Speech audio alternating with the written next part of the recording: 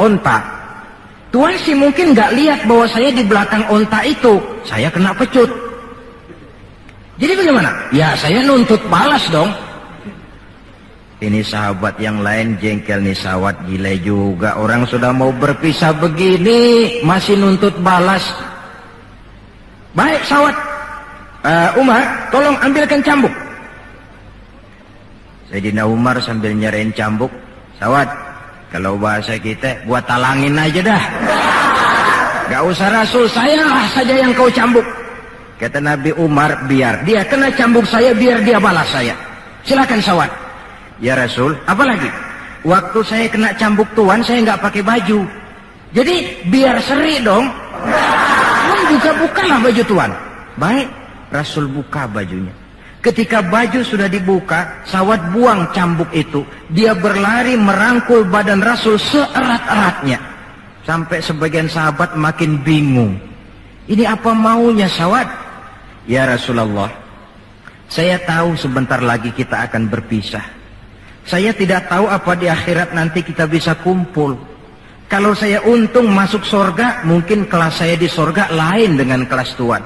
Itu kalau saya ke surga. Kalau saya nggak ke surga, sudah terang kita nggak akan ketemu. Maka sebelum saya berpisah dengan tuan, saya kepengen kulit badan saya yang hina ini bersentuhan dengan kulit badan tuan yang mulia. Kalau saya nggak akal-akalin begitu, tuan nggak bakalan buka baju katanya. Oh, rupanya itu yang dimaui sawat. Sehingga Rasul dalam keharuannya beliau berkata, siapa yang ingin melihat contoh salah seorang penduduk sorga, lihatlah sawat ini, karena dia cinta benar kepada saya. Setelah itu beliau kembali ke rumahnya, berkata kepada putrinya Fatimah, kalau ada tamu bilang Abah sudah tidak bisa terima tamu. Baik Abah. Sementara Allah memerintahkan malaikat maut datang. Malaikat maut turun kau ke alam, ambil roh kekasihku Muhammad. Turun malaikat maut dalam bentuk manusia. Ketuk pintu, keluarlah Fatimah putri baginda Nabi. Tuan, maaf saja, ayah tidak terima tamu. Katakan, saya yang datang. Melihat roman muka orang ini, Fatimah gemetar seluruh badannya, lalu kembali kepada ayahnya, ayah, ada tamu. Saya bilang ayah tidak terima tamu.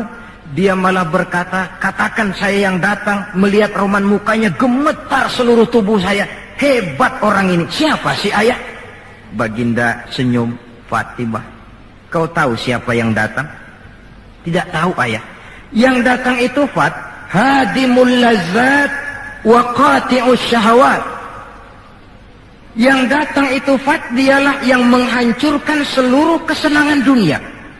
Dia yang memisahkan kita dengan semua yang kita cintai. Yang datang itu malaikat maut, Pak. Suruh dia masuk. Ketika malaikat maut masuk, ya malaikat maut sudah datang saatnya. Ya Muhammad. Aina Jibril? Malaikat Jibril di mana? Sebentar lagi dia datang. Ketika turun malaikat Jibril, baginda Nabi bertanya, akhbirni ya Jibril, mali indallahi minal karamah. Wahai Jibril, tolong beritahu saya. Kalau sebentar saya menghadap Allah, kehormatan apa yang diberikan Allah kepada saya? Tidak usah khawatir Muhammad, kata malaikat Jibril. Inna abwabas sama qad futihat, wal malaikatu saffu sufufan yantaziruna li ruhik.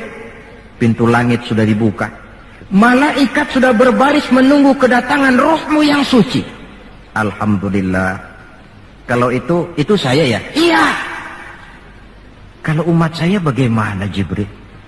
Umat saya, umatmu, iya. Umatmu juga jangan khawatir Muhammad. Allah sudah memberikan fasilitas, kata Allah, inni haramtul jannata ala sairil umam hatta tadkhulaha ummatuka.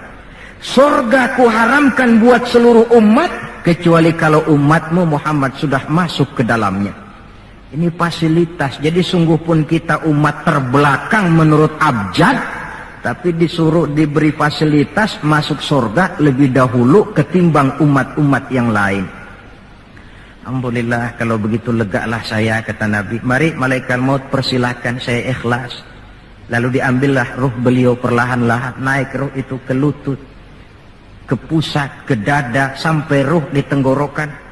Fatimah dekatkan telinganya ke bibir ayahandanya yang mulia itu. Suara terakhir yang sempat direkam oleh Sayyidatuna Fatimah, bisikan terakhir menjelang wafat, 3 kalimat. As-shalah, as-shalah, an-nisa, ittaqun nisa, ummati, ummati. Dengan kalimat itu beliau kembali menghadap Allah. Solat, jaga solat. Wanita, lindungi kaum wanita.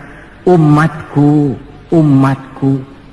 Itu kalimat terakhir yang beliau ucapkan. Kita umatnya yang disebut. Manalah di dunia ini pemimpin yang sempat nyebut umatnya dikala mau ajal. Napoleon Bonaparte, singa daratan Eropa, luas kekuasaannya. Dikala mau wafat dia tidak sempat nyebut bangsanya, bangsa Prancis. Yang sering dia sebut Margaret Josephine, Margaret Josephine, gacoannya. Adolf Hitler, gagah perkasa. Dikala hari-hari akhir kejayaannya, dia tidak nyebut Jerman. Dia tidak nyebut suku bangsa Arya yang dia agul-agulkan. Yang banyak dia sebut Eva Braun, Eva Braun. Sebagaimana Julius Caesar pun menyebut Cleopatra. Adapun baginda Rasul di akhir hayatnya tidak beliau nyebut bangsa Arab. Tidak anaknya, tidak istrinya, tidak sahabat dan orang-orang yang dekat dengan beliau. Tetapi yang disebut kita umatnya. Pada detik-detik terakhir daripada kehidupan beliau. 3. Bukti yang keempat bahwa beliau cinta betul kepada kita umatnya. Nanti di akhirat. Ini sudah ada yang pernah ke akhirat belum? Sama. Mau? Bukan, kalau mau saya catat besok berangkat. Ini gampang kok ini urusan ini. Nanti di akhirat, setelah Allah mematikan semua yang bernama hidup, maka yang pertama kali dihidupkan kembali pada kehidupan itu para malaikat. Setelah malaikat dihidupkan kembali, maka Allah memberikan tugas kepada para malaikat, katakanlah semacam panitia akhirat. Nah, malaikat Malik, siapkan itu neraka. Aku akan bakar itu bajingan-bajingan tengik, koruptor-koruptor, mereka yang ketika di dunia tidak mau sujud, mereka yang jauh dari majelis taklim, mereka yang benci kepada ulama. Kau Ridwan, siapkan surga. Aku akan balas hamba-hambaku yang ketika di dunia mereka rajin sujud, dekat dengan ulama, menyintai majelis taklim, gemar berbuat kebajikan. Kamu, Jibril dan Mikail berangkat ke surga, ambil kendaraan yang bernama Buraq, bawa pakaian kebesaran, turun ke alam, cari di mana kubur kekasihku Muhammad, bawa dia ke surga. Turunlah malaikat Jibril dan Mikail. Ketika itu alam sudah rata. Malaikat Jibril berdoa, ya Allah, saya mohon pertolonganmu agar bumi yang menyimpan tubuh suci Muhammad terbuka hendaknya. Terbuka kubur Nabi. Beliau bangkit dari kubur mengusap-usap mata seperti orang bangun tidur. Tengok kanan malaikat Jibril, tengok kiri malaikat Mikail. Lalu beliau bertanya, ayu yaumin hadza ya Jibril? Ini hari apa ya Jibril? Kata malaikat Jibril, ya Muhammad, hadza ma wa'ada ar-Rahman. Inilah hari yang dijanjikan Allah. Ini hari kiamat Muhammad. Kiamat, kiamat. Ya Jibril, jikalau ini memang hari kiamat, aina tarakta ummati? Kalau ini memang hari kiamat Jibril, umat saya di mana?